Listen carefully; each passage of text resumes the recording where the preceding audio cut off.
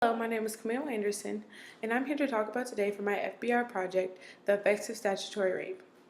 This report represents multiple points of view of how the victims and offenders of statutory rape affect our community and the world as a whole.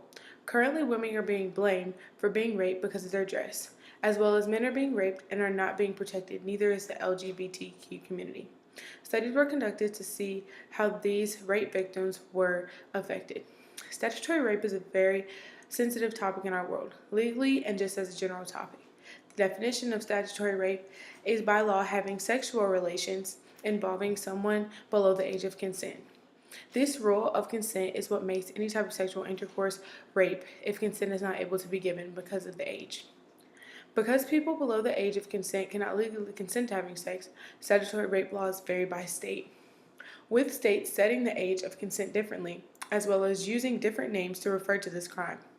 Many states punish statutory rape offenders under laws addressing sexual assault as rape, unlawful sexual intercourse, or no knowledge of the child's age, which is why statutory rape is such a touchy topic. Statutory rape has its biggest difference between regular rape because it involves a minor, and in some cases, these participants are consenting to sex, but it is still statutory rape because one of the partners is a minor.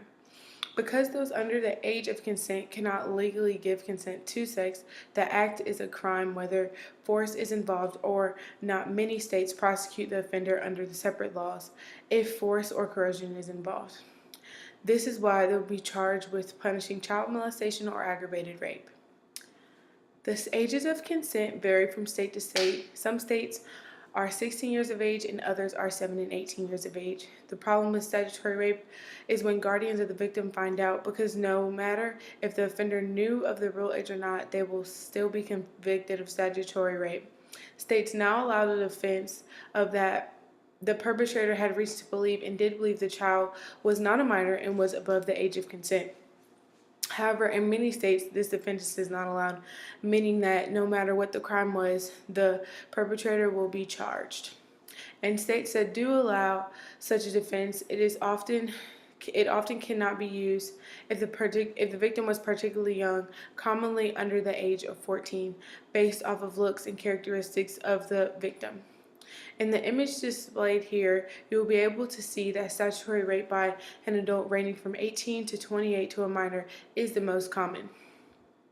Every state's statutory rape law applies to same-sex situations. The exceptions, unfortunately, are providing for harsher treatment of adults who have sex with younger people of the same age. This is often the cruel reality of the gay youth, who may turn to an older person for sexual initiation and experimentation because they have fear of approaching their fears, which may lead to humiliation and even physical danger. Many heterosexual young people experiment with homosexual encounters during adolescence because their curiosity about sex is a hallmark of adolescence, and experimentation is a natural byproduct of curiosity during the preteen and puberty years. State laws show that treat the same-sex encounters more harshly than that heterosexual ones are not common.